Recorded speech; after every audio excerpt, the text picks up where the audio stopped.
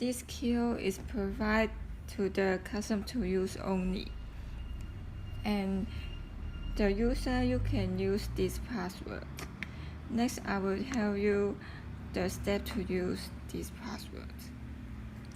First, the password is 0, 0, and 0. You can look.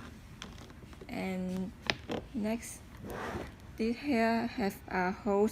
You can use a pencil to push this. Okay. And you can change the password you want. For example, 9, 9, 9.